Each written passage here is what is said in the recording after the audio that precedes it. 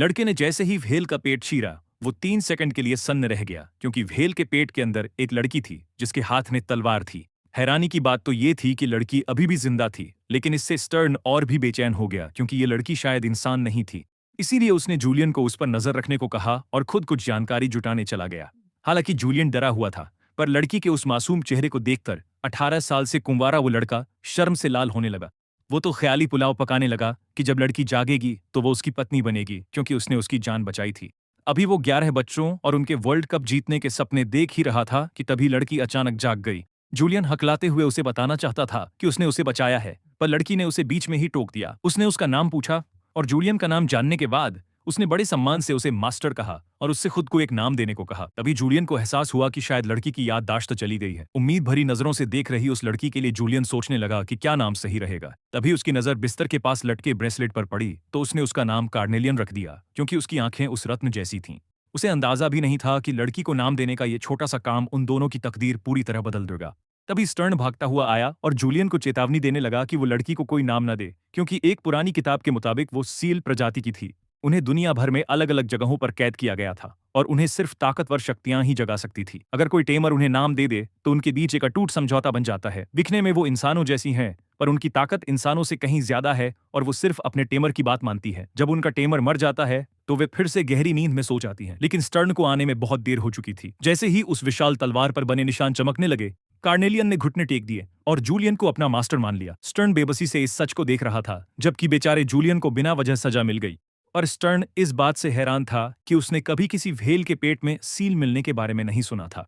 मगर यह तय था कि कार्नेलियन एक उच्च स्तर की सील थी जिसके पास हथियार था और उसकी ताकत हजारों सैनिकों की सेना से भी कहीं ज्यादा थी। लेकिन कार्नेलियन ने हंसते हुए कहा, तुम मुझे कम समझ रहे हो। हजारों तो मेरे दांत कुरेदने के काम भी नहीं आएंगे। किसी देश को तबाह करना मेरे लिए बाईं हाथ का खेल है। और उन दोनों के बीच कोई जुड़ाव महसूस नहीं हो रहा था और कार्नेलियन को जरा भी नहीं लगा कि जूलियन उसका टेमर है। मुझे समझ नहीं आता कि तुम्हारे जैसा एक रसोइया मुझे कैसे जगा सका। जूलियन को बुरा लगा और उसने तुरंत पलटकर कहा, मैंने पहले ही कहा था कि तुम खुद जागी हो, मैंने तुम्हें नहीं जगाया। तभी स्टर्न ने कहा, तो फिर मास्टर बदल देते हैं। वे कार्नेलियन को किसी और को सौंप सकते थे जो उसका टेमर बन सके। जूलियन इस समाधान से बहुत खुश था। इस तरह वो अपनी इस मुसीबत से पीछा छुड़ा सकता था। पर कार्नेलियन ने हैरानी से पूछा, क्या इस छोटे से गांव में वाकई कोई योद्धा है? यहां तो नहीं, पर इस गांव का मालिक एक लॉर्ड है। तो स्टर्न ने लॉर्ड के बेवकूफ बेटे कैस ट्रम्प को बुलाया। कार्नेलियन को देखते ही वो उसकी खूबसूरती का कायल हो गया। उसे टकटकी लगाकर देखते हुए उसके मुंह से लार टपकने लगी। उसे ऊपर से नीचे तक देखने के बाद वो कार्नेलियन की खूबसूरती और कदकाठी से बहुत खुश हुआ। उसने लालच में अपना हाथ आगे बढ़ाया और उसे तुरंत एक नाम देना चाहा, पर कार्नेलियन ने उसे झटक दिया, क्योंकि उसका टेमर अभी भी जूलियन था और उसकी इजाजत के बिना कोई उसे छू नहीं सकता था। कैस ट्रम्प को भी थोड़ी अक्ल आई। उसकी इस ओछी हरकत ने जूलियन को हैरान कर दिया। क्या ऐसा योद्धा वाकई भरोसे के लायक था? तभी कैस ट्रम्प उस पर चिल्लाया, तुम वहां खड़े क्या देख रहे हो? जल्दी करो और मास्टर बदलने की प्रक्रिया शुरू करो। तो जूलियन ने उसे कार्नेलियन को पहले एक नाम देने दिया। 2 मिनट तक अपने सुअर जैसे दिमाग से सोचने के बाद काज ट्रम्प ने उत्साहित होकर कार्नेलियन से कहा, तुम्हारा नया नाम कास्टिला होगा। लेकिन इस नाम को खुद उसके अलावा किसी ने पसंद नहीं किया। दूसरों ने पूछा, क्या तुम सच में ऐसा सोचते हो? और अब बस जूलियन की सहमति मिल जाए तो मालिक बदलने की प्रक्रिया पूरी हो सकती है। लेकिन जूलियन ने कार्नेलियन की ओर देखा, यह सुनिश्चित करने के लिए कि क्या वह काज ट्रम्प की सेविका बनना चाहती है। कार्नेलियन ने कोई अनिच्छा नहीं दिखाई, बल्कि उसने जल्दी से मालिक बदलने की प्रक्रिया शुरू करने को कहा। जूलियन के पास मानने के अलावा कोई विकल्प नहीं था। आखिरकार एक शूरवीर एक बावर्ची से कहीं बेहतर था। इसी समय कार्नेलियन ने अचानक अपना सिर झुका लिया। काज ट्रम्प को लगा कि वह उसे झुककर प्रणाम कर रही है। उसने अपना हाथ बढ़ाकर कार्नेलियन के गाल को सहलाया, ताकि वह अपनी होने वाली नई खिलौना को अच्छे से देख सके। लेकिन अगले ही पल कार्नेलियन ने उसे झटक दिया और चिढ़कर बोली, अपने गंदे हाथ मुझसे दूर रखो, तुम एक बेवकूफ हो। लगता है मेरा नाम अब भी कार्नेलियन ही है। असल में जूलियन की शक्ति बहुत कमजोर थी। वह मालिक बदलने का आदेश भी नहीं दे सका। फिर तुम जैसे कचरे ने उसे कैसे जगाया? लेकिन कार्नेलियन को भी इसका कारण नहीं पता था। लेकिन इस समय उसे राहत महसूस हुई, क्योंकि अब उसे उस भयानक नाम कास्टिला से नहीं बुलाया जाएगा। लेकिन काज ट्रम्प इतनी बड़ी शिकार को कैसे जाने दे सकता था? इसलिए उसने पतला और लंबा हथियार निकाला, जूलियन को मारने को तैयार। आखिरकार नीच इंसान हो, शांति से न मिला तो जबरदस्ती लूंगा। उसकी तलवार से मरना जूलियन का सम्मान होगा। लेकिन जैसे ही वह वार करने वाला था, कार्नेलियन ने अपना कदम उठाया। काज ट्रम्प का सिर तुरंत अपनी जगह से हट गया। क्योंकि तुम्हें लगता है कि मरना सम्मान है तो जाओ, मर जाओ, उसने कहा और अपनी बड़ी तलवार को शान से म्यान में डाल लिया। मैं गलत नहीं हूं, है ना मेरे रसोइये? अब तक जूलियन डर के मारे कांप रहा था। डरे हुए जूलियन को देखकर कार्नेलियन ने चिढ़ाते हुए कहा, तो मेरे मालिक ने पहली बार किसी को मरते हुए देखा है। अगर तुम्हें मेरे साथ रहना है तो ऐसी घटनाओं की आदत डालनी होगी। कार्नेलियन को अपनी ओर आते देख जूलियन पीछे हटने लगा और कहने लगा, मेरे पास मत आओ। कार्नेलियन ने शांत स्वर में कहा, कोई भी सील अपने मालिक को नुकसान नहीं पहुंचाएगा, शांत रहो। तुम कमजोर हो, फिर भी तुम मेरे मालिक हो। तुम मर गए तो मेरे लिए परेशानी हो जाएगी। काज ट्रंप के गार्ड्स ने उन्हें घेर लिया, अपनी तलवारें निकाल लीं और कार्नेलियन को पकड़ने लगे। लेकिन कार्नेलियन ने उन्हें याद दिलाया, इस समय तुम्हारे पास मुझसे निपटने का वक्त नहीं है। तभी सबने देखा कि जो सील मूल रूप से काज ट्रंप की थी वह अचानक असामान्य हो गई थी। उनमें से एक ने तो डर के मारे चिल्ला भी दिया, सील का संपर्क टूट गया है, हमें जल्दी से सील को मारना होगा। लेकिन उसके बोलने से पहले ही एक लंबी तलवार उसके गंजे सिर पर आ गिरी। इसके बाद वह सील कत्लेआम शुरू कर देती है और कोई उसे रोक नहीं पाता। माहौल तब और खराब हो गया जब एक और सील का कनेक्शन लूज होने लगा। एक गार्ड ने मौके का फायदा उठाकर उसे मारने की कोशिश की, लेकिन एक ताकतवर औरा ने उसे 2 मीटर दूर फेंक दिया। जूलियन बहुत कंफ्यूज था कि ये आपस में क्यों लड़ रहे हैं। कार्नेलियन ने समझाया कि जब उनका मास्टर मर जाता है तो सील्स अपनी सोचने समझने की शक्ति खो देते हैं और आसपास के लोगों पर रैंडमली अटैक करने लगते हैं। इसे ही लूजिंग कनेक्शन कहते हैं। जूलियन को याद आया कि कार्नेलियन ने पहले कहा था कि अगर जूलियन मरा तो वह मुसीबत में पड़ जाएगी। इसका मतलब यही था कि वह भी अपना कनेक्शन खो देगी। जब जूलियन ने पूछा कि क्या इसे रोकने का कोई तरीका है तो कार्नेलियन ने बताया कि कुछ समय बाद सील्स का दिमाग नॉर्मल हो जाता है, लेकिन तब तक बहुत से लोग मारे जा चुके होंगे। देखते ही देखते दोनों सील्स ने सारे गार्ड्स को खत्म कर दिया। अब उनका अगला टारगेट बेचारा जूलियन था। जैसे ही एक तलवार जूलियन को लगने वाली थी, कार्नेलियन ने अपनी बड़ी तलवार से उस स्ट्राइक को आसानी से रोक दिया। वे दोनों डिस्कनेक्टेड सील्स उसे गुस्से से देखने लगे।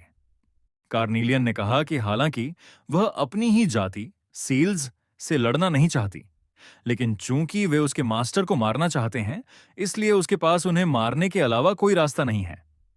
कार्नेलियन आगे कहती है कि तुम मेरे मास्टर को मारना चाहते हो और इसीलिए मेरे पास कोई चॉइस नहीं है तुम्हें मरने के अलावा। यह कहकर वह एक सील को जान से मार देती है।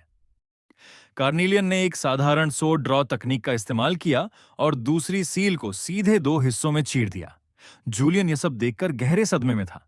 उसने भले ही पहले करोड़ों वेल्स मारी होंगी, लेकिन ऐसा डर उसने पहले कभी महसूस नहीं किया था। गांव वाले हैरान थे कि यह औरत इतनी ऊंची छलांग कैसे लगा लेती है और एक ही वार में ताकतवर सील को कैसे ढेर कर दिया। तभी किसी ने चिल्लाकर बताया कि वह जूलियन की सील है। हर तरफ लाशें और खून देखकर जूलियन का सिर चकराने लगा और वह वॉमिट करने लगा। कार्नेलियन उसके पास आई और पूछा कि क्या वह ठीक है। जूलियन ने धीरे से सिर उठाया और कार्नेलियन का शुक्रिया अदा किया, लेकिन कार्नेलियन ने साफ किया कि वह गलतफहमी में न रहे। उसने जूलियन को इसलिए बचाया क्योंकि अगर मास्टर मर जाता तो कार्नेलियन जैसी हाई लेवल सील जब कनेक्शन खोती तो वह इससे भी कहीं ज्यादा भयानक तबाही मचाती। कार्नेलियन ने एक ठंडी आह भरी और कहा कि उसका मास्टर कितना यूजलेस और डरपोक है, जिसे यह तक नहीं पता कि सील को मास्टर बदलने की कमांड कैसे देते हैं। जूलियन बस उससे माफी मांगता रहा। 2-2.5 घंटे बाद गांव में थोड़ी शांति हुई। गांव वालों ने खुद ही सफाई शुरू कर दी और लाशों को पैक करके सेमेट्री की 1 स्टॉप सर्विस को फोन कर दिया। तभी स्टर्न वहां आया और उनके आगे के प्लान के बारे में पूछा। कार्नेलियन ने गुस्से में पूछा कि प्लान की क्या जरूरत है। स्टर्न कहता है, तुमने लॉर्ड के बेवकूफ बेटे और सील्स को मारा है, वह इसे नजरअंदाज कैसे कर सकता है। कार्नेलियन को कोई फर्क नहीं पड़ा। उसने कहा कि अगर रीजनल लॉर्ड अपनी पूरी सेना भी भेज दे तो वह उन्हें 1 मिनट से कम में खत्म कर देगी। स्टर्न ने परेशान होकर कहा, मैं ये नहीं पूछ रहा कि तुम कितनी जल्दी मारोगी। मेरा मतलब है कि अगर तुम सेना को खत्म कर दोगी तो पड़ोसी राज्यों और इंपीरियल ट्रूप्स की और भी बड़ी सेना आएगी। कार्नेलॉन ने कहा, एक छोटे से लॉर्ड के बेटे के लिए इतनी बड़ी सेना? लगता है वे लोग काफी फ्री हैं। अगर राज्य की सेना आई भी तो मुझे बस 2 दिन लगेंगे। लेकिन जूलियन ने बीच में टोकते हुए कहा कि अगर ऐसा हुआ तो गांव का हर एक इंसान मारा जाएगा। जूलियन के दिमाग में एक सवाल गूंज रहा था, अगर यह दुनिया सर्वाइवल ऑफ द फिटेस्ट पर चलती है तो फिर इसमें क्या अननेचुरल है। अनजाने में उसने अपनी मुट्ठियां भींच लीं और थोड़ी झिझक के साथ कहा कि कोई भी इंसान सिर्फ इसलिए मरने का हकदार नहीं होता क्योंकि वह कमजोर है। कार्नेलॉन ने यह सुनकर अपना हाथ उठाया और गांव की तरफ इशारा किया। उसने कहा कि जब वह सुअर जिंदा था तब जूलियन ने ऐसी बातें क्यों नहीं कहीं। उसने सवाल किया कि क्या जूलियन को लगता है कि अगर हालात उलटे होते तो वह सुअर उन्हें बख्श देता। उसके मुताबिक जूलियन में सिर्फ ताकत की ही नहीं बल्कि दिल की भी कमजोरी है। फिर कार्नेलॉन ने तंज कसते हुए पूछा कि अब उसका मास्टर आगे क्या करने वाला है। जब सब लोग समझ नहीं पा रहे थे कि क्या किया जाए, तभी जूलियन ने अचानक कहा कि वह खुद लॉर्ड के पास जाकर पूरी बात समझाएगा और इस घटना के लिए माफी मांगेगा। ये भोला सा विचार सुनकर कार्नेलॉन को हंसी आ गई। उसने पूछा कि वह आखिर समझाएगा कैसे। क्या वह यह कहेगा कि उसने लॉर्ड के बेटे को मार दिया और फिर भी माफी मांगेगा? उसने कहा कि अगर जूलियन खुद लॉर्ड की जगह होता तो क्या वह ऐसी माफी स्वीकार करता? जूलियन ने जवाब दिया कि भले ही यह आसान ना हो, लेकिन कोशिश किए बिना कैसे पता चलेगा। इसी बीच स्टर्न ने दोनों को बीच में रोकते हुए कहा कि वह खुद जाकर समझाएगा। लेकिन स्टर्न पूरे आत्मविश्वास से बोला कि वह सब कुछ साफ साफ समझा सकता है, चाहे वह मास्टर बदलने की बात हो या लड़ाई। सब उस समय की मजबूरी थी। उसके मुताबिक जूलियन से ज्यादा उसके लिए जाना सही रहेगा। कुछ ही देर में शाम ढल गई। कार्नेलॉन दो मरे हुए सील्स की कब्रों के सामने चुपचाप खड़ी थी। उसकी आंखों में हल्की सी उदासी झलक रही थी, जिसे शायद कोई और न देख पाता। तभी जूलियन वहां आ गया। कार्नेलॉन ने तुरंत अपनी भावनाएं छुपा लीं और शांत होकर पूछा कि वह क्या कहना चाहता है। जूलियन ने खुशी खुशी बताया कि स्टर्न वापस आ गया है। कार्नेलॉन को यकीन नहीं हुआ। उसने हैरानी से पूछा कि वह सच में जिंदा लौट आया, और क्या वह पूरे शरीर के साथ लौटा है? उसका सिर और हाथ पैर अभी भी जुड़े हैं या नहीं? स्टर्न ने उम्मीदों पर खरा उतरते हुए अच्छी खबर दी, लेकिन साथ ही यह भी बताया कि माफी तभी स्वीकार होगी जब वे खुद जाकर माफी मांगे। जूलियन यह सुनकर बच्चे की तरह खुश हो गया और बोला कि उसे पहले से पता था कि स्टर्न लॉर्ड को मना लेगा। लेकिन कार्नेलॉन अब भी संदेह में थी। उसने कहा कि सिर्फ माफी से काम चल जाना अजीब है, क्योंकि इस दुनिया में कौन सा पागल आदमी अपने बच्चे के कातिल की माफी इतनी आसानी से स्वीकार कर लेगा। स्टर्न ने कार्नेलॉन पर आरोप लगाया कि उसके सोचने का तरीका बहुत ज्यादा एक्सट्रीम है। उसने पूछा कि क्या उसने अपने हजारों साल के जीवन में सिर्फ इंसानियत का बदसूरत पहलू ही देखा है। कार्नेलॉन ने ठंडे लहजे में जवाब दिया कि वह ऐसी बेतुकी बातों में दिलचस्पी नहीं रखती। जूलियन ने तुरंत गंभीर चेहरा बनाकर उससे गुजारिश की कि वह उनके साथ चले। यह देखकर कार्नेलॉन ने बेबसी से आह भरी और कहा कि जब मास्टर का आदेश है तो उसे मानना ही होगा। इस तरह दोनों एक छोटे से गड्ढे पर सवार होकर रातों रात लॉर्ड के किले की ओर निकल पड़े। रास्ते में जब वे आराम के लिए रुके तो जूलियन को यह जानकर हैरानी हुई कि कार्नेलॉन को जिंदा रहने के लिए खाना नहीं चाहिए। उसने बताया कि आसपास की एनर्जी ही उसका भोजन है, ठीक वैसे ही जैसे पौधे फोटोसिंथेसिस करते हैं। यह अजीब सी जानकारी जूलियन के दिमाग में ढेर सारे सवाल भर गई। कार्नेलॉन ने थक कर कहा कि उसे यह सब समझने की जरूरत नहीं है, लेकिन जैसे ही उसने जूलियन को मसालेदार स्पाइसी स्ट्रिप्स मजे से खाते देखा, उसने तुरंत वे छीन लिए। जूलियन ने विरोध करते हुए कहा कि अगर उसे खाने की जरूरत नहीं है तो वह उसके स्पाइसी स्ट्रिप्स क्यों ले रही है। उसने यह भी कहा कि उन पर उसकी सलाइवा लगी हुई है और यह इनडायरेक्ट किस जैसा होगा। उसकी बात पूरी होने से पहले ही कार्नेलॉन ने स्पाइसी स्ट्रिप्स थूक दिए। जूलियन ने अपने बैग से और स्पाइसी स्ट्रिप्स निकाले और बातचीत जारी रखते हुए उससे उसके पिछले मास्टर के बारे में पूछने लगा। लेकिन कार्नेलॉन अचानक चुप हो गई। लगभग 2 मिनट की खामोशी के बाद उसने जूलियन से पूछा कि क्या वह प्रीवेसी का मतलब जानता है। जूलियन ने कहा कि वह यह शब्द पहली बार सुन रहा है और पूछा कि क्या यह कोई मैजिक स्पेल है। कार्नेलॉन ने जवाब दिया कि हाँ, यह एक ऐसा स्पेल है जो दूसरों को उसकी भावनाओं में झांकने से रोकता है और वह स्पेल उस पर डाला जा चुका है। उसने जूलियन से कहा कि अब और सवाल न पूछे, अपने स्पाइसी स्ट्रिप्स खाए और सो जाए। यह कहकर वह सोने की तैयारी करने के लिए मुड़ गई। जब जूलियन गहरी नींद में चला गया, उसे पता नहीं था कि उसकी तरफ पीठ किए कार्नेलॉन इतनी भारी भरकम भावनाओं के कारण सो नहीं पा रही थी। अगले दिन दोनों आखिरकार लॉर्ड के किले में पहुंच गए। एक सर्वेंट उन्हें लेने आया, लेकिन जैसे ही उसने कार्नेलॉन के हाथ में उसकी बड़ी तलवार देखी, उसने उसे लेने की कोशिश की और कहा कि नियमों के अनुसार अंदर हथियार ले जाना मना है। कार्नेलॉन ने उसे गुस्से से घूरते हुए कहा कि जिसने आखिरी बार उसकी तलवार को छुआ था वह अपने एंसेस्टर्स से मिल चुका है। उसने सर्वेंट से पूछा कि क्या वह वाकई इसे छूना चाहता है। डर के मारे सर्वेंट ने तुरंत अपना हाथ पीछे खींच लिया। जूलियन ने जल्दी से कार्नेलॉन को नियम मानने के लिए मनाने की कोशिश की, लेकिन उसने साफ मना कर दिया। कार्नेलॉन ने साफ शब्दों में कह दिया कि अगर वह अपनी तलवार अंदर नहीं ले जा सकती तो जूलियन अकेले ही जाकर माफी मांगे। उसे इतना दृढ़ देखकर सर्वेंट को आखिरकार समझौता करना पड़ा। वह तुरंत भागते हुए अंदर रिपोर्ट करने चला गया। करीब 2 मिनट बाद वह मुस्कुराते हुए लौटा और दोनों को बताया कि लॉर्ड ने तलवार अंदर लाने की अनुमति दे दी है। जब दोनों महल के अंदर पहुंचे तो आखिरकार उनकी मुलाकात उस लॉर्ड से हुई जो पहले से उनका इंतजार कर रहा था। उसके आसपास कई सर्वेंट्स खड़े थे। जूलियन ने शिष्टाचार से लॉर्ड को झुककर प्रणाम किया। लॉर्ड ने उदास और ठंडे चेहरे के साथ कहा कि उसे उनकी पूरी घटना के बारे में पता चल चुका है। यह सुनते ही जूलियन तुरंत घुटनों के बल बैठ गया और बोला कि वे उसके बेटे के लिए माफी मांगने आए हैं। लेकिन लॉर्ड ने कोई जवाब नहीं दिया। उसने बस हाथ हिलाकर जूलियन को पास आने का इशारा किया। जब जूलियन धीरे धीरे उसकी ओर बढ़ रहा था, कार्नेलॉन की नजर लगातार उस पर टिकी हुई थी। उसे यह देखकर हैरानी हो रही थी कि लॉर्ड इतनी आसानी से बात सुन रहा है, लेकिन जूलियन बहुत धीमे चल रहा था। अचानक लॉर्ड खड़ा हुआ और तेजी से उसकी ओर बढ़ा। अगले ही पल उसने जूलियन की गर्दन पकड़कर उसे हवा में उठा लिया।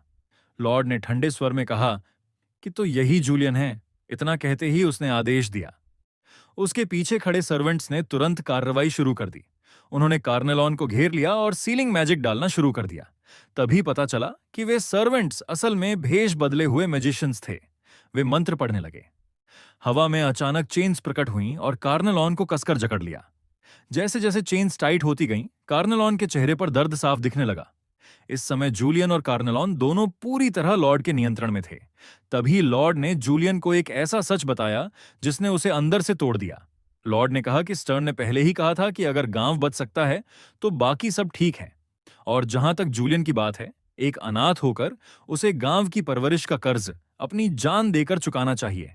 लॉर्ड ने तंज कसते हुए कहा कि इतने गरीब और दूर दराज इलाके में जन्म लेने के बावजूद स्टर्न काफी चालाक निकला। ये कहते हुए उसने जूलियन को जोर से जमीन पर फेंक दिया। जूलियन करीब 2 मीटर तक फिसलता गया और वहीं बेहोश हो गया। लॉर्ड ने उसे मूर्ख कहते हुए कहा कि उसने खुद चलकर यहां आने की हिम्मत कैसे की।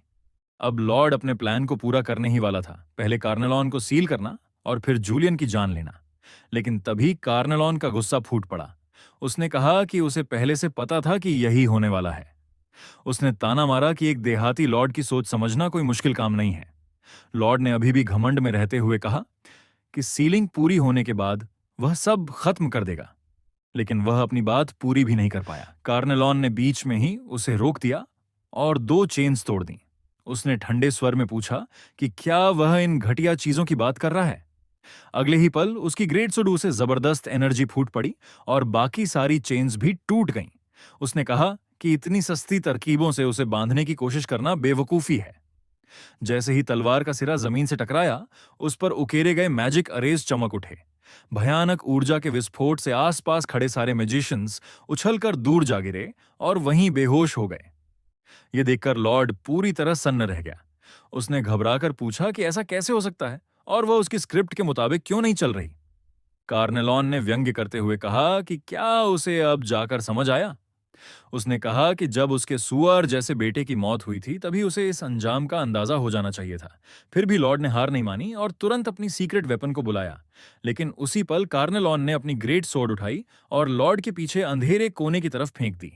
अविश्वसनीय तरीके से तलवार ने किसी को जाकर भेद दिया। कार्नेलॉन ने तंज कसते हुए पूछा कि क्या यह छोटा सा चूहा ही उसकी सीक्रेट वेपन था।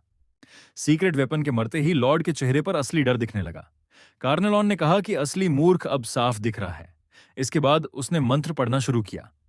आसपास की सारी एनर्जी खींचती हुई उसके शरीर की ओर आने लगी। अब लॉर्ड को एहसास हुआ कि उसके सामने खड़ी शख्सियत कोई साधारण सील नहीं थी, बल्कि एक ऐसा प्राणी था जो फिजिकल और मैजिकल कम्बैट दोनों में माहिर था। कार्नेलॉन ने बेहद शांत स्वर में सिर्फ एक शब्द कहा, डिसअपियर। अगले ही पल आसमान की ओर एक विशाल ऊर्जा विस्फोट हुआ। पूरा महल हिलने लगा। एक जोरदार धमाके के साथ लॉर्ड का पूरा किला मलबे में तब्दील हो गया। जब जूलियन को होश आया तो उसने खुद को कार्नेलॉन की सुरक्षा में पाया, लेकिन सामने का दृश्य देखकर वह घबरा गया। उसने घबराकर पूछा कि लॉर्ड कहां हैं? कार्नेलॉन ने हाथ उठाकर एक दिशा की ओर इशारा किया। वहां सिर्फ खंडहर थे। यह देखकर जूलियन पूरी तरह स्तब्ध रह गया। इस घटना के बाद जूलियन थोड़ा सा बड़ा हो गया। उसने पूछा कि क्या कार्नेलॉन को शुरू से ही पता था कि यह एक ट्रैप है। कार्नेलॉन ने शांति से जवाब दिया। उसने कहा कि जिस तरह बेटा था उसी तरह उसका पिता भी अच्छा इंसान नहीं था। उसके मुताबिक ऐसे लोगों को जिंदा छोड़ना आगे चलकर और मुसीबत ही बनता। इसलिए उसने जूलियन को बेकार की दया छोड़ने की सलाह दी। इतना कहकर कार्नेलॉन का चेहरा अचानक सख्त हो गया। वह जाने की तैयारी करने लगी, क्योंकि अभी एक और व्यक्ति से निपटना बाकी था। उसी रात फिशिंग विलेज में लोग आपस में चर्चा कर रहे थे। ये सवाल खुद जूलियन को भी समझ नहीं आ रहा था कि वह स्टर्न को मारने की तैयारी क्यों कर रहा था। क्या वे इतने करीब नहीं थे कि एक दूसरे के अंडरवेयर तक शेयर कर लेते थे? तभी अचानक कार्नेलॉन ने बोलते हुए कहा कि वह स्टर्न को दो आखिरी शब्द कहने की इजाजत देती है। स्टर्न ने आंखें बंद कर लीं, मानो वह पहले ही अपने अंत को स्वीकार कर चुका हो। फिर भी उसने वही बात कही जो कार्नेलॉन को बेहद हंसाने वाली लगी। उसने कहा कि गांव को बचाने के लिए उसके पास कोई और चॉइस नहीं था। यह सुनकर हमेशा धीमी प्रतिक्रिया देने वाला जूलियन पूरी तरह चौंक गया।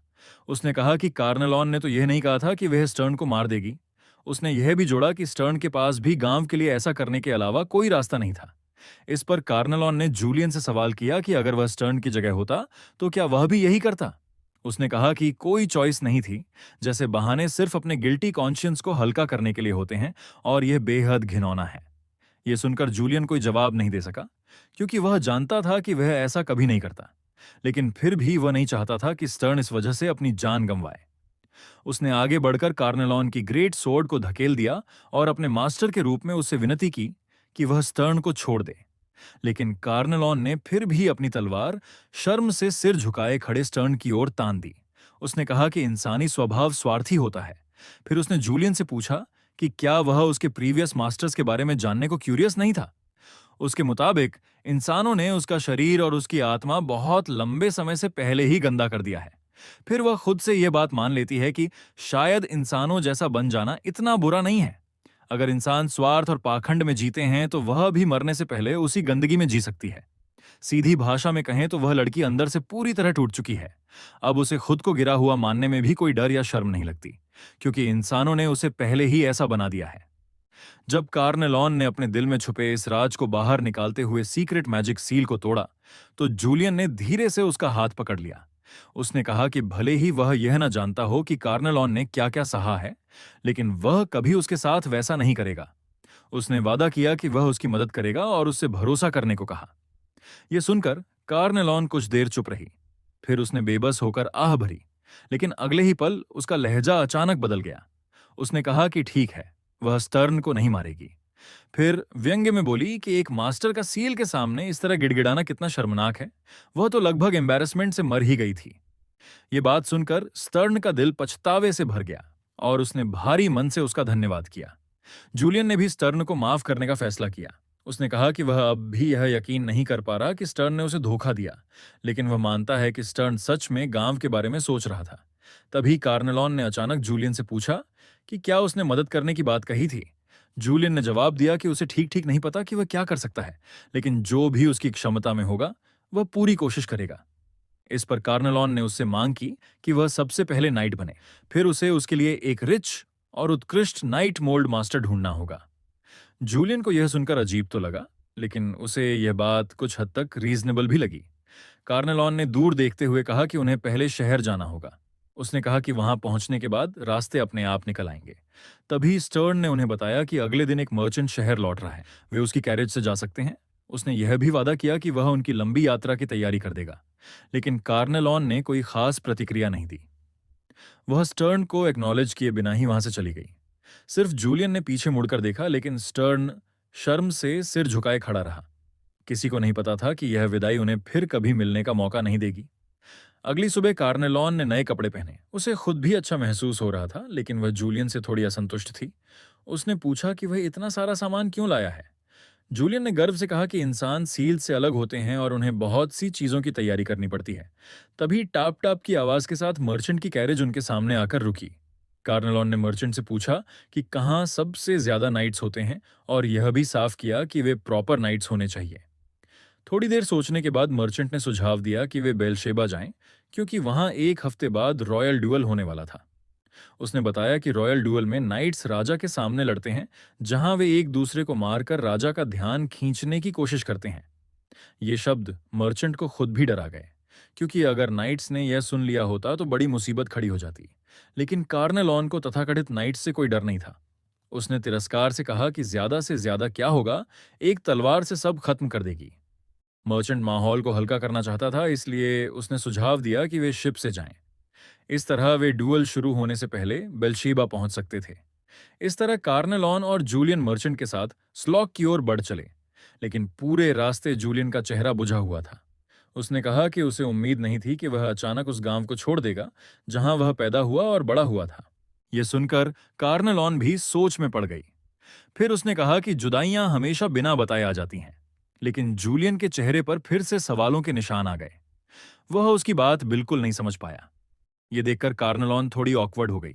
उसे नहीं लगा था कि बातचीत करना इतना मुश्किल होगा। फिर उसने उसे सांत्वना देते हुए कहा कि वह इसे बस एक यात्रा समझे। कार्नेलॉन ने जूलियन को समझाते हुए कहा कि आखिरकार जब शहर में मास्टर बदलने का तरीका मिल जाएगा, तब वह फिर से उस छोटे से गांव में लौट सकता है। यह बात सुनकर जूलियन थोड़ा शांत हुआ। जल्द ही दोनों बंदरगाह पर पहुंच गए, लेकिन वहां पहुंचकर पता चला कि किसी भी शिप पर जगह नहीं बची थी। अगली शिप अब रॉयल ड्यूअल खत्म होने के बाद ही वापस आने वाली थी। यह सुनकर कार्नेलॉन ने ठंडे दिमाग से सुझाव दिया कि वे कुछ लोगों को नॉकआउट करके चुपचाप शिप पर चढ़ सकते हैं, लेकिन जूलियन ने तुरंत इस आइडिया को वीटो कर दिया। तब कार्नेलॉन ने बड़े आराम से पूछा कि फिर क्या वे पूरी शिप ही हाईजैक कर लें। यह सुनकर जूलियन के माथे से ठंडा पसीना निकल आया। उसने घबराकर कहा कि उसका मतलब बिल्कुल यह नहीं था और वह उससे ऐसी आउटरेजस चीजें न करने के लिए कह रहा है। उसी वक्त जूलियन ने पास में लोगों को आपस में बात करते सुना। वे कह रहे थे कि लॉर्ड कास्ट्रो का कासल अचानक गायब हो गया।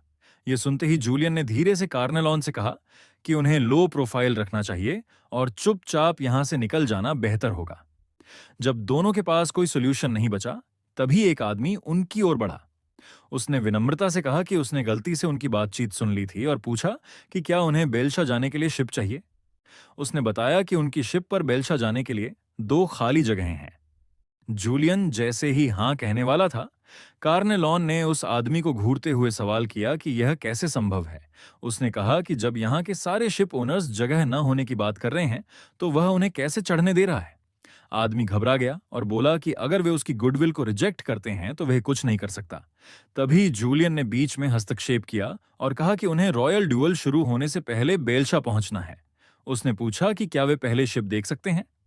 ये सुनते ही वह आदमी खुश हो गया और बोला कि बिल्कुल, लेकिन उन्हें जल्दी फैसला करना होगा। उसने यह भी कहा कि इस समय बेलशा जाने वाली शिप मिलना सितारे तोड़ने जितना मुश्किल है। जूलियन के समझाने पर थकी और चिड़चिड़ी कार्नेलॉन को उसके साथ चलना पड़ा। उसे खुद नहीं समझ आ रहा था कि जूलियन को दयालु कहा जाए या ना समझ, लेकिन जिसे वह सिर्फ शक समझ रही थी वह जल्द ही सच साबित होने वाला था। वह आदमी असल में बर्नी था, जो एक स्मगलिंग शिप का सदस्य था। उसकी नजर में जूलियन और कार्नेलॉन अब शिकार बन चुके थे। इस समय कार्नेलॉन को उस स्मगलर शिप पर चढ़ने का बिल्कुल मन नहीं था, लेकिन बर्नी ने उन्हें बताया कि उनकी शिप पर पुरुष और महिलाओं को अलग अलग रहना पड़ता है। यह सुनकर दोनों ऑकवर्ड हो गए। जूलियन ने तुरंत सफाई दी कि उनका रिश्ता वैसा नहीं है जैसा बर्नी सोच रहा है, लेकिन बर्नी ने शरारती मुस्कान के साथ कार्नेलॉन की ओर देखते हुए कहा कि तो फिर उन्होंने अभी तक अपना रिश्ता डिफाइन नहीं किया। यह बात माहौल को और ज्यादा ऑकवर्ड बना गई। इसके बाद बर्नी ने उन्हें उनके उनके कमरों तक पहुंचाया। जब वह जूलियन को उसके कमरे की ओर ले जा रहा था, तब भी वह बार बार पीछे मुड़कर कार्नेलॉन को स्मर्क के साथ देख रहा था। अपने कमरे में पहुंचकर जूलियन ने देखा कि वहां मौजूद सभी लोग बेहद थके और उदास दिख रहे थे। तभी अचानक दरवाजा जोर से बंद हो गया, जिससे जूलियन घबरा गया। उसने दरवाजा खोलने की कोशिश की, लेकिन बाहर से एक आदमी ने बताया कि शिप के रवाना होने तक दरवाजे बंद ही रहेंगे। उसने यह भी कहा कि यह शिप रजिस्टर्ड नहीं है, यानी अगर कोई ऑन बोर्ड गायब हो जाए तो किसी को पता भी नहीं चलेगा। यह सुनकर जूलियन को एहसास हुआ कि वह शायद लेजेंड बन चुके ह्यूमन ट्रैफिकिंग रिंग में फंस गया है। उसके दिमाग में सबसे पहले कार्नेलॉन का ख्याल आया। वह बेतहाशा दरवाजा तोड़ने की कोशिश करने लगा, लेकिन नाकाम रहा। तभी उसकी नजर पास में रखे एक बॉक्स पर पड़ी। उसने बॉक्स उठाकर दरवाजे का लॉक तोड़ा और तुरंत बाहर निकलकर कार्नेलॉन को ढूंढने लगा, लेकिन सारे कमरे छानने के बाद भी उसे वह कहीं नहीं मिली। तभी अचानक जहाज में जोरदार गड़गड़ाहट हुई। जूलियन को तुरंत लगा कि कुछ बहुत गलत हो गया है। वह दौड़ता हुआ डेक की ओर भागा और मन ही मन प्रार्थना करने लगा कि कार्नेलॉन शिप को न तोड़ दे, वरना वे बेलशा नहीं पहुंच पाएंगे। जैसे ही वह डेक पर पहुंचा, उसने देखा कि कार्नेलॉन खुशी खुशी उसकी ओर हाथ हिला रही थी।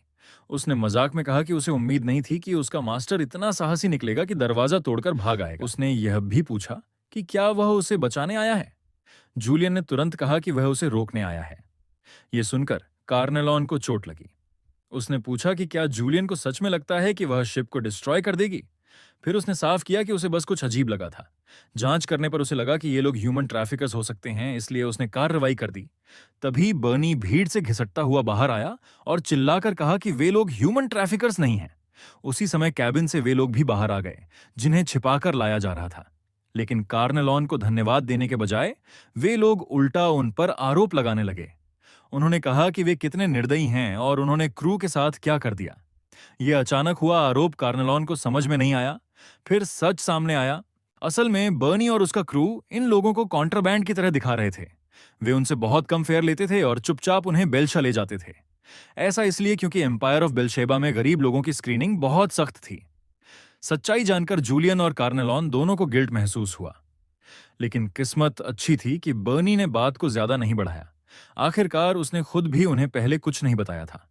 हालांकि अब बर्नी उनकी पहचान को लेकर बेहद क्यूरियस हो गया था। कार्नेलॉन ने तुरंत अपनी पहचान बताते हुए कहा कि वह एक सील है और जूलियन एक अप्रेंटिस नाइट है।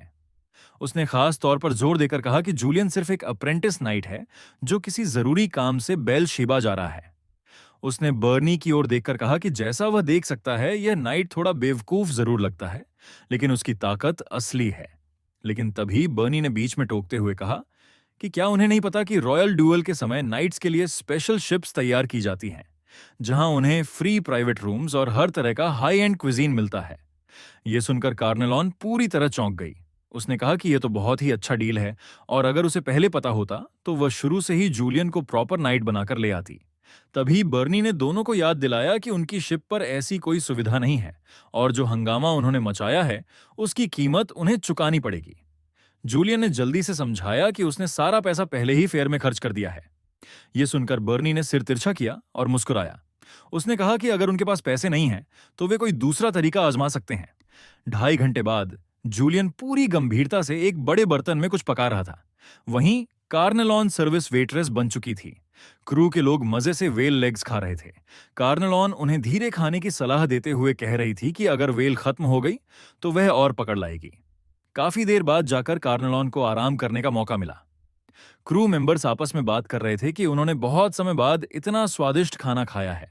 वे यह भी कह रहे थे कि एक अप्रेंटिस नाइट का इतना अच्छा कुक होना सच में कमाल की बात है।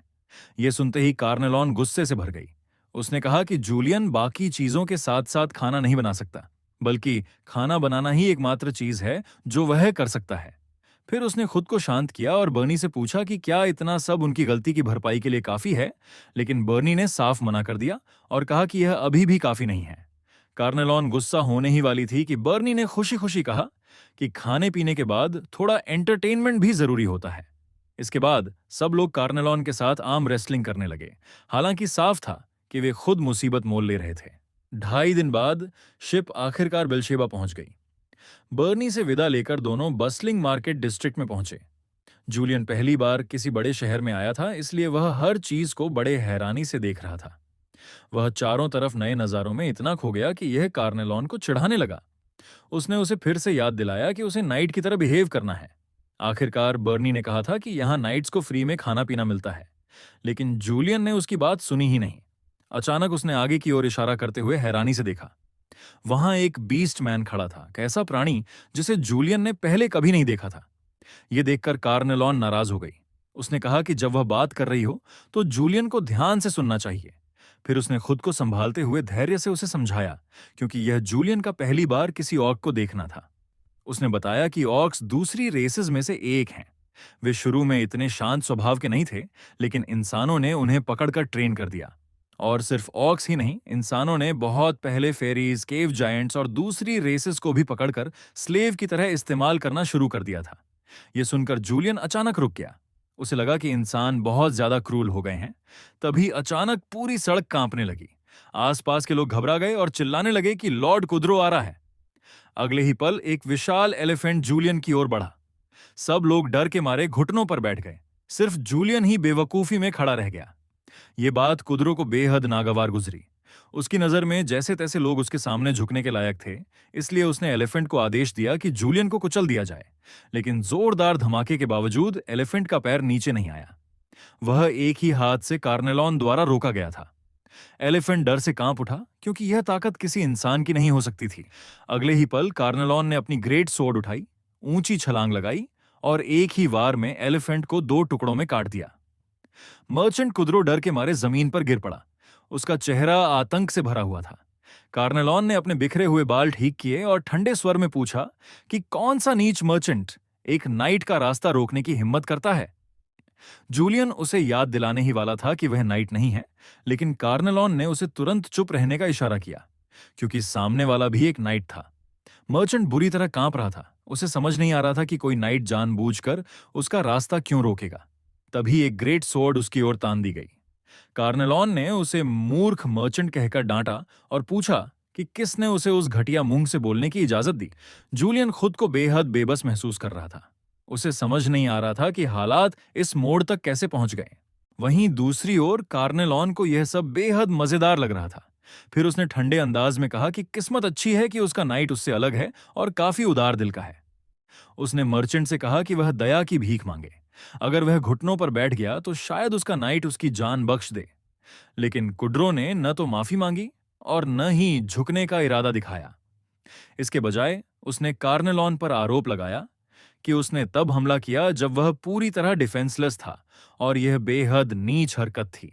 यह सुनकर कार्नेलॉन ने अपनी तलवार का सिरा आगे बढ़ा दिया और ठंडे स्वर में पूछा कि क्या वह चाह रहा है कि वह उसे सीधे मार ही दे। यह सुनते ही कुदरो तुरंत चुप हो गया।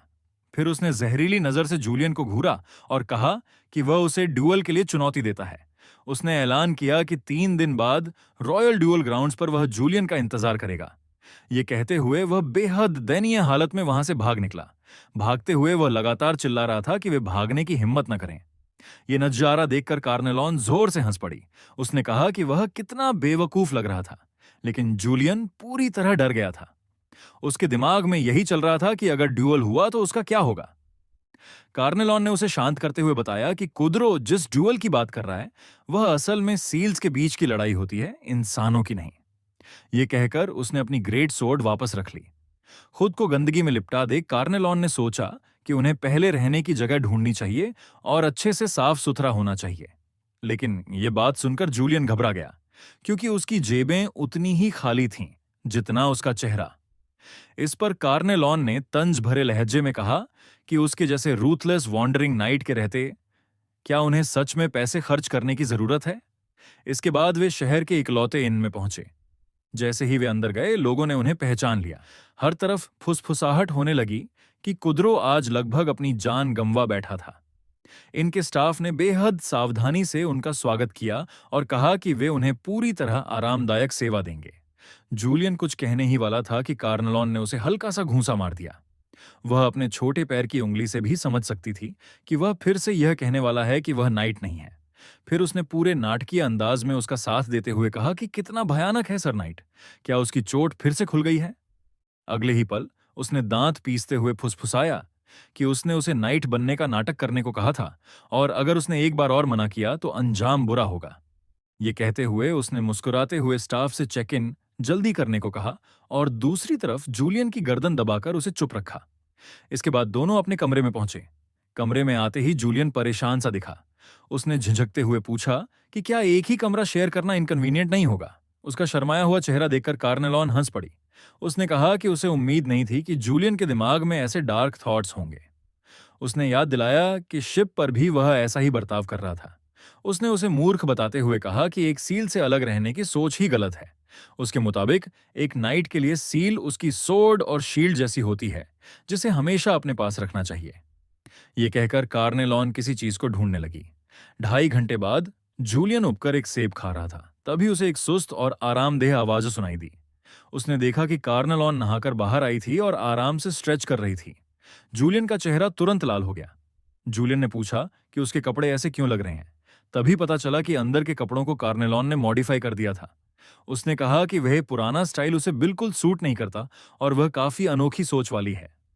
फिर उसने जूलियन को छेड़ना शुरू कर दिया, जिससे वह डरकर तुरंत मुंह दूसरी ओर घुमा बैठा। लाल चेहरे के साथ उसने कहा कि वह बहुत फास्ट जा रही है और वह इस राइड से उतरना चाहता है। इस पर कार्नेलॉन ने मजाक उड़ाते हुए पूछा कि एक रूथलेस वॉन्डरिंग नाइट होकर वह किस बात से डर रहा है। लेकिन जैसे ही कार्नेलॉन आराम करने ही वाली थी, वह अचानक खड़ी हो गई। उसे किसी बेहद पावरफुल प्रेजेंस के पास आने का एहसास हुआ था। तभी दरवाजे के बाहर से आवाज आई, उस आवाज ने कहा कि सर नाइट अंदर हैं या नहीं और रेस्ट डिस्टर्ब करने के लिए माफी मांगते हुए बताया कि नाइट लाई उनसे मिलना चाहता है। पता चला कि जब कार्नेलॉन बेलशेबा पहुंची थी तो लाई सील ने उसकी मौजूदगी को महसूस कर लिया था। उसे ये प्रेजेंस काफी फेमिलियर लगी और उसने अंदाजा लगाया कि जो कोई उसे अवेकन कर सका है वह जरूर एम्पायर का सबसे पावरफुल नाइट होगा। इसी वजह से डीट्रिच ने रॉयल ड्यूअल से पहले खुद आकर उस नाइट को देखने का फैसला किया। कार्नेलॉन ने डीट्रिच नाम पहले सुना था। वह डब्ल्यूएन मोबिनोस फैमिली से था, जो एम्पायर की मशहूर नाइटली फैमिली मानी जाती थी। हालांकि उसे यह समझ नहीं आ रहा था कि वे अचानक क्यों आए, लेकिन उसे कोई किलिंग इंटेंट महसूस नहीं हुआ। फिर भी कार्नेलॉन ने सावधानी से अपनी ग्रेट डो उठा ली। उधर जूलियन ने जब सुना कि सामने वाले में कोई किलिंग इंटेंट नहीं है, तो उसने बिना सोचे समझे उन्हें अंदर आने का न्योता दे दिया।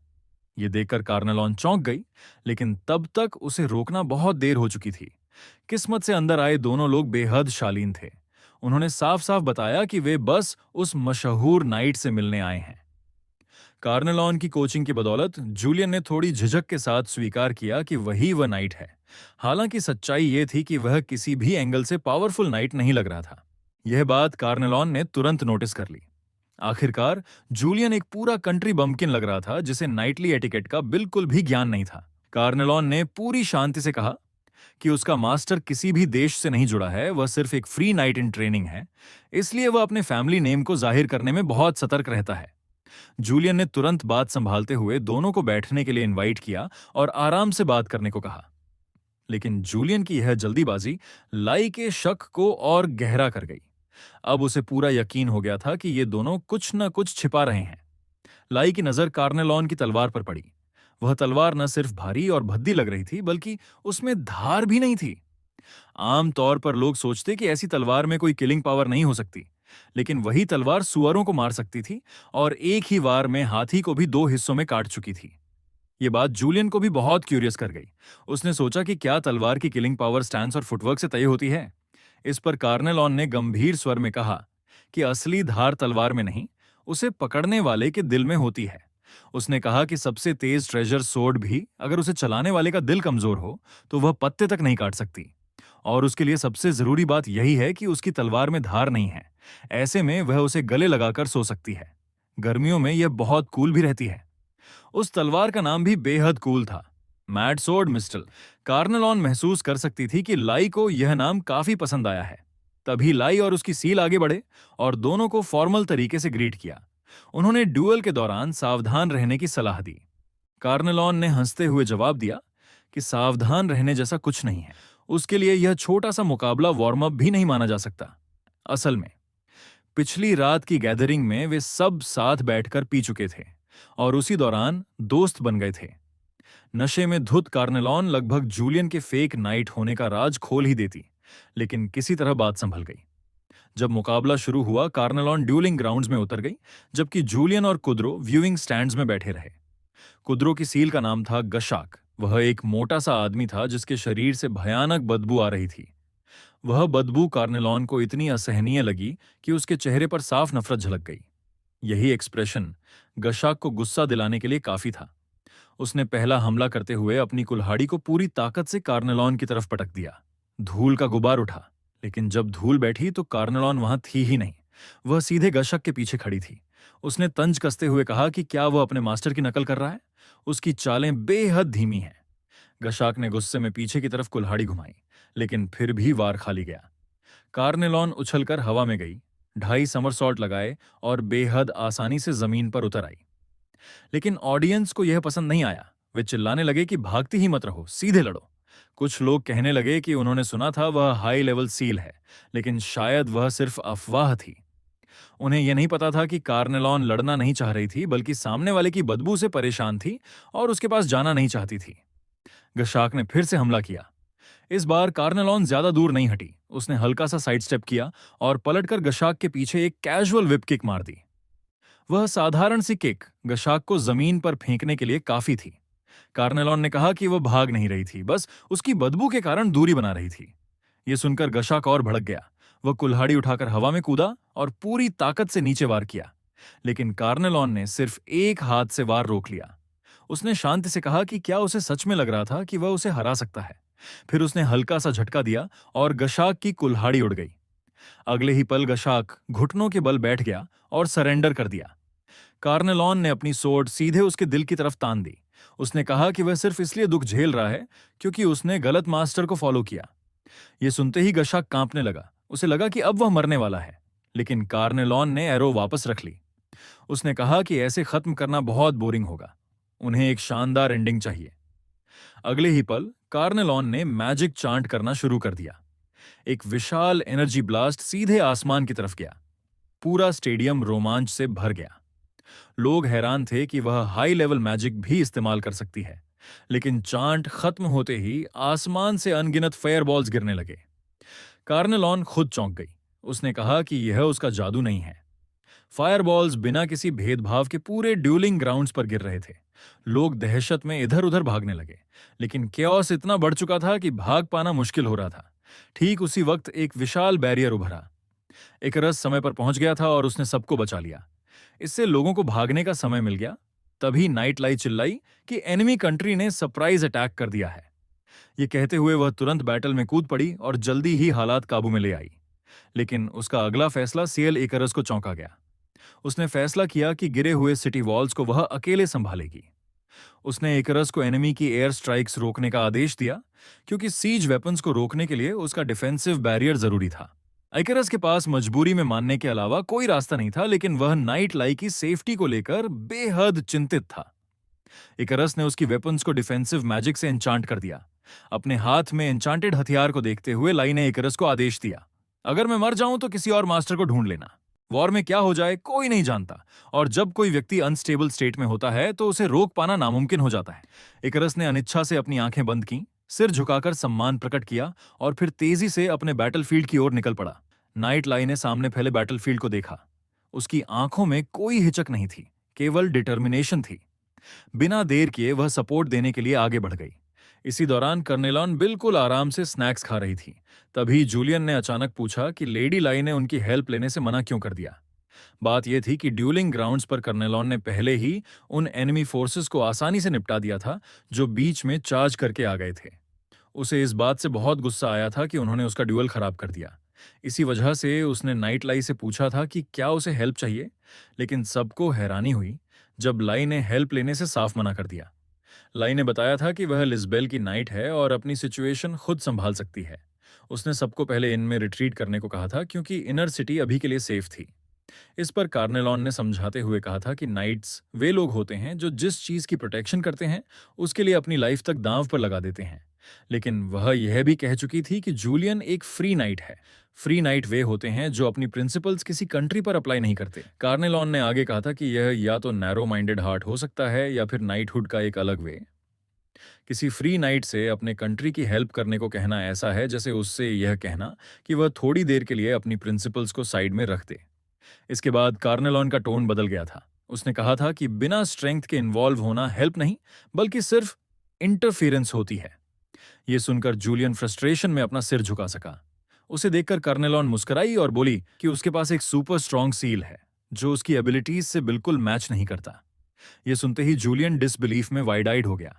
कार्नेलॉन ने मुस्कुराते हुए उसकी बात कंफर्म कर दी।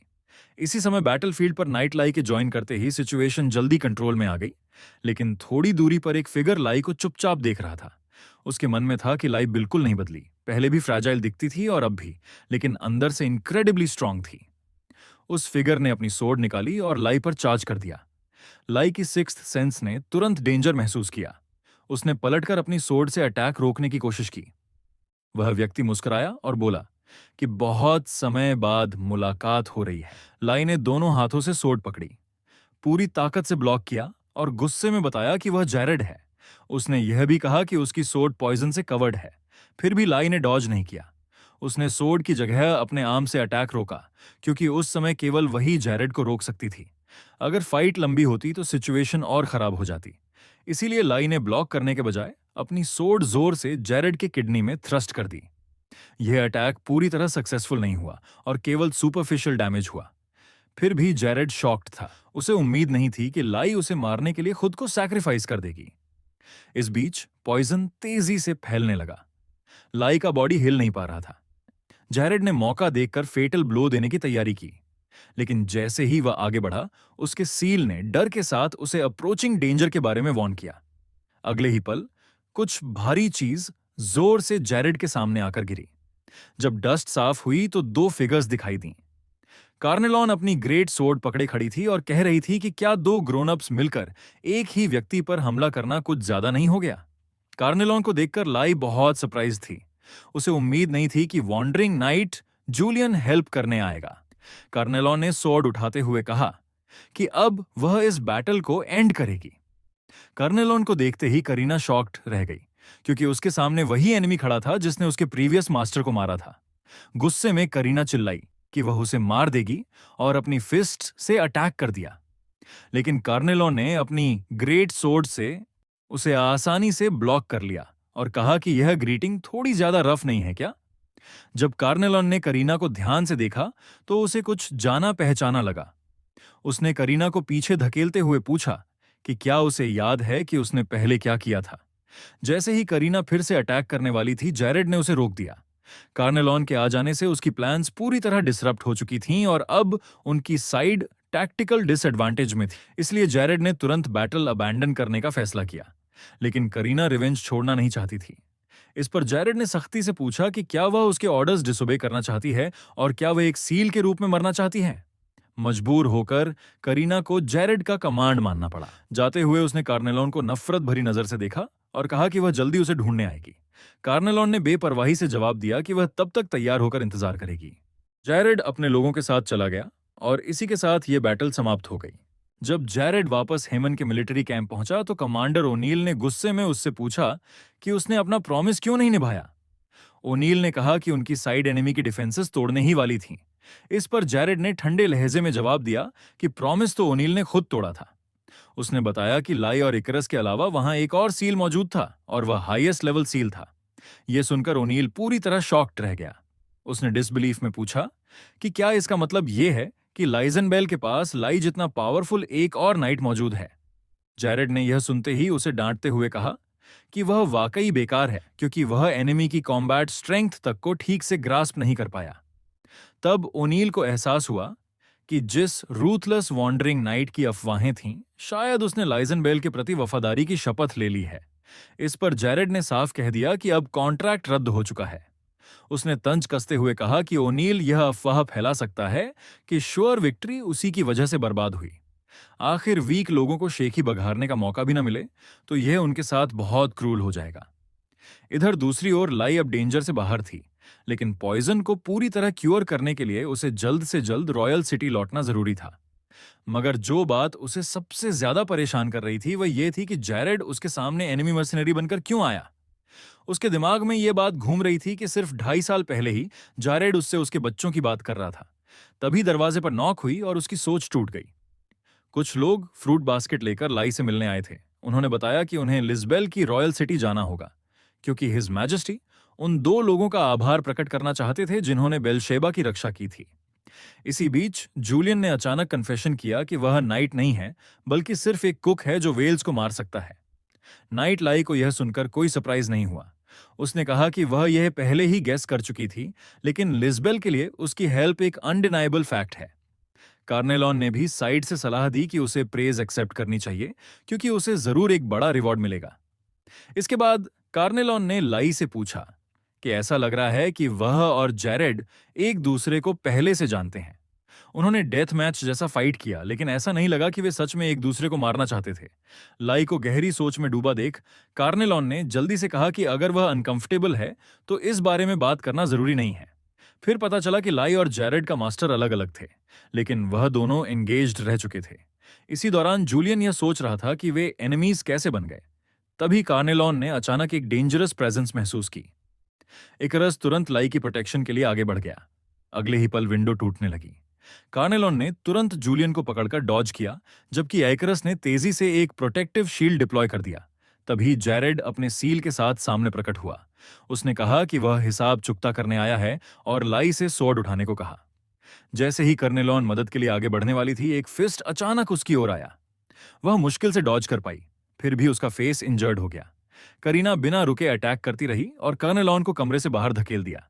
कुछ पल के लिए कार्नेलॉन पूरी तरह ओवरवेल्म्ड हो गई। करीना को सामने देख वो गुस्से में पूछ बैठी कि क्या वह सच में सीरियस है। उधर जैरेड ने अपनी सोर्ड उठाते हुए कहा कि इंटरफीरिंग लोग अब हट चुके हैं और पूछा कि क्या यह पपेट सील उसे रोक पाएगा। तभी लाई ने इकरस को जूलियन की प्रोटेक्शन का ऑर्डर दिया। उसने तय कर लिया था कि जैरेड के साथ यह बैटल वह खुद एंड करेगी। यह अरेंजमेंट जैरेड के लिए भी सरप्राइजिंग था। जैरेड को यह उम्मीद नहीं थी कि इंजर्ड होने के बावजूद लाई इतनी कंपोज्ड रहेगी, लेकिन वह औरतों पर मर्सी दिखाने वालों में से नहीं था। अनरिजॉल्व्ड पॉइजन की हालत में लाई का उससे मैच करना नामुमकिन था।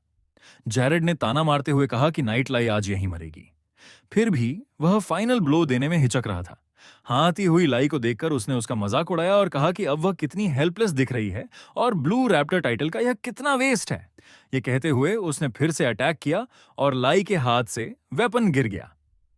लाई अब फाइट करने की हालत में नहीं थी और घुटनों पर गिर गई। अगले ही पल जैरेड की सोर्ड उसकी ओर तनी हुई थी। अब सच में ऐसा लग रहा था कि लाई खत्म हो चुकी है। लेकिन जैसे ही जैरेड ने वार करने के लिए सोर्ड उठाई, उसकी सोर्ड किसी ने दूर झटक दी। इकरस ने लाई के ऑर्डर के खिलाफ जाकर उसकी रेजोनेंस तोड़ दी थी। लाई ने डिसबिलीफ में उससे पूछा कि उसने ऐसा कैसे किया। इकरस ने बताया कि सील्स को हर हाल में अपने मास्टर की प्रोटेक्शन करनी होती है। यह देखकर जैरेड और भड़क गया। उसने इकरस पर लगातार फिस्ट से हमला किया। इकरस ने डिफेंसिव शील्ड उठाया, लेकिन जैरेड के कंटिन्यूअस पंचेस से वह शील्ड टूट गया और इकरस बुरी तरह इंजर्ड हो गया। जैसे ही जैरेड उसे एक ही सोर्ड स्ट्राइक में मारने वाला था, लाई अचानक सामने आई और जैरेड को पीछे धकेल दिया। उसने कहा कि जिसे वह ढूंढ रहा है वह वही है, इसलिए दूसरों को छोड़ दे। लाई की फाइटिंग स्पिरिट वापस लौटी। देख जैरेड ने अचानक अपनी सोर्ड नीचे कर ली। फिर वह जोर से हंसने लगा। उसने कहा कि आखिरकार लाई ने वही चेहरा दिखाया है जिसे वह पहचानता है। इसके बाद जैरेड अपनी सोर्ड म्यान में रख ली और वहां से चला गया। लेकिन उसके जाने के बाद लाई ने जमीन पर कुछ पड़ा हुआ देखा। वह जैरेड का एंटीडोट था। अब वे लोग रॉयल सिटी की ओर निकलने की तैयारी कर रहे थे, इस बात से अनजान कि यह जर्नी बेहद डेंजरस होने वाली है। दरअसल बहुत दूर हिस्पाकोंग में एम्परर को पहले ही ओबन बहार के फर्स्ट एम्परर का आदेश मिल चुका था कि कार्नेलोन को जिंदा पकड़ना है। इसके लिए उसने कंट्री के हाईएस्ट नाइट को भेज दिया था, जिसके पास 2 हाईएस्ट सील्स थे। मौजूदा कार्नेलोन को पकड़ने के लिए यह ताकत ऑलमोस्ट ओवरकिल थी। रास्ते में कार्नेलोन ने देखा कि जूलियन पूरे सफर में एक शब्द भी नहीं बोल रहा था। उसे गिल्ट महसूस होने लगा कि शायद वह कुछ ज्यादा आगे बढ़ गई थी। असल में पिछली रात जूलियन ने उससे पूछा था कि क्या उसका प्रीवियस नाम ग्रांग था। कर्नेलोन ने यह मान तो लिया था, लेकिन अपने पास्ट के बारे में कुछ भी बताने से इनकार कर दिया था। जूलियन ने उस समय ज्यादा पूछताछ नहीं की थी। कार्नेलोन को लगा था कि यह बात वहीं खत्म हो गई है, लेकिन ऐसा नहीं था। वह समझ नहीं पा रही थी कि क्या कहे। तभी जूलियन ने अचानक बात शुरू की। उसने थके हुए स्वर में कहा कि वह बहुत टायर्ड है और पूछा कि क्या रास्ते में सच में कोई विलेज आएगा। तभी कर्नेलों को समझ आया कि वह नाराज नहीं, बल्कि बस बहुत ज्यादा थक चुका है।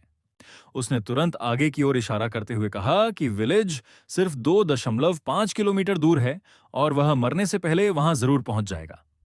जब वे दोनों आखिरकार विलेज पहुंचे तो अनएक्सपेक्टेडली उन्हें रोका गया। एक बच्चा चिल्लाते हुए बोला कि अगर उन्हें विलेज में एंटर करना है तो पहले टोल देना होगा, और अगर उनके पास पैसा नहीं है तो वह सोर्ड, जो बच्चे से भी लंबी है, वही देनी पड़ेगी। उस ब्लफिंग बच्चे को देखकर कर्नेलोन जोर से हंस पड़ी। यह हरकत रास्पेल को बिल्कुल पसंद नहीं आई। उसने गुस्से में कहा कि हंसना बंद करे, क्योंकि वह ब्लू रैप्टर लेडी लाई का सबसे प्यारा नाइट है। यह सुनकर कर्नेलोन और ज्यादा हंसने लगी और उसने जूलियन से कहा कि इस छोटे से बच्चे के एक्स्ट्रॉर्डिनरी स्पिरिट से उसे सीखना चाहिए। इस पर रास्पेल और भड़क गया। कर्नेलोन ने आगे कहा कि दुनिया चाहे जितनी भी पागल हो जाए, अंडर एज बच्चे नाइट नहीं बन सकते। अगर रास्पेल झूठ बोलती रही तो उस नाइट से डिसिप्लिन करवाया जाएगा जो वहां खड़ा है। यह सुनते ही कि जूलियन एक नाइट है, रास्पेल की आंखें चमक उठीं। उसने तुरंत जूलियन से पूछा कि क्या वह सच में नाइट है और उससे आर्चरी सिखाने की रिक्वेस्ट की। उसने कहा कि उसे स्ट्रांग बनना है क्योंकि उसके पास ऐसे लोग हैं जिनकी उसे प्रोटेक्शन करनी है। जूलियन ने दुखी मन से उसकी रिक्वेस्ट मना कर दी। उसने बताया कि वह असल में नाइट नहीं है। बाद में जब वे इन पहुंचे तो कार्नेलोन ने जूलियन से पूछा कि उसने उस बच्चे की मदद क्यों नहीं की। जूलियन ने मायूस होकर कहा कि वह बच्चे की सिंसेरिटी देखकर उसे धोखा नहीं दे पाया। उसने यह भी कहा कि वह अब नाइट बनने का नाटक नहीं करेगा, क्योंकि नाइट होना सिर्फ वर्ड से फेक नहीं किया जा सकता। उसने जोड़ा कि कुक होना भी बुरा नहीं है। आखिरकार अगले दिन कुकिंग में हेल्प करने के बदले उसे इतना अच्छा रूम मिल गया है। कर्नेलोन ने रूम में जमी हुई डस्ट साफ करते हुए डिस्गस्ट के साथ कहा कि यह रूम वाकई बहुत शानदार है, बस माहौल हल्का करने के लिए। इसके बाद कर्नेलॉन ने ड्रिंक लेने का सुझाव दिया। जूलियन ने बताया कि उसने कभी अल्कोहल नहीं पी है। इस पर कर्नेलॉन ने कहा कि फिर कुछ नहीं किया जा सकता, क्योंकि वह अभी भी बच्चा है और वह खुद ही पीने चली जाएगी। यह सुनकर जूलियन गुस्से में आ गया। उसने कहा कि कर्नेलॉन ही असली बच्ची है, जो 2000 साल से ज्यादा जी चुकी है। उसने कहा कि अल्कोहल तो वह जिंदगी भर पी सकता है। यह देखकर कर्नेलॉन ने जीत वाली स्माइल दी। सिर्फ 2.5 मिनट बाद ही जूलियन को पूरी दुनिया घूमती हुई महसूस होने लगी। कर्नेलॉन हंसते हुए बोली कि शायद दुनिया नहीं घूम रही, बल्कि कुछ और घूम रहा है।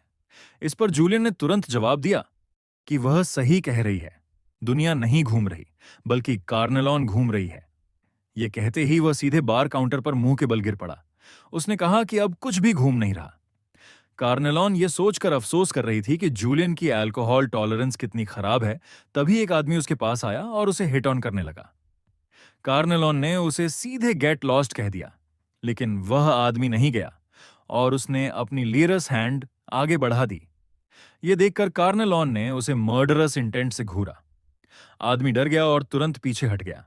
जाते जाते उसने कहा कि वह तब वापस आएगा जब कर्नेलॉन अकेले ड्रिंक नहीं करना चाहेगी। उस आदमी के जाने के बाद कर्नेलॉन ने देखा कि इनकीपर उसे दूर से लगातार घूर रहा है। जैसे ही कर्नेलॉन की नजर उस पर पड़ी, उसने तुरंत अपना चेहरा दूसरी ओर घुमा लिया। इससे कर्नेलॉन बहुत पजल्ड हो गई। उसने सोचा कि शायद ज्यादा पी लेने की वजह से वह ओवरली सेंसिटिव हो गई है। इसके बाद नरेशन में बताया गया कि यहाँ की सबसे फेमस परफॉर्मर एक सिंगिंग फेरी है। कहा गया कि सभी फेरीज जन्म से ही सिंगर्स होते हैं। हालांकि वह मेल फेरी है, लेकिन उसकी ब्यूटी फीमेल फेरीज से भी ज्यादा है। इसी वजह से मेलकिंट यहाँ का स्टार परफॉर्मर बन गया। लेकिन उसका पास्ट बहुत ट्रैजिक है और वह स्लेव स्टेटस में जी रहा है। इसी कारण उसके सॉन्ग्स में गहरा सौरो भरा होता है। यहां तक कहा गया कि अगर कोई डॉग भी उसके गाने सुन ले तो वह भी रो पड़े।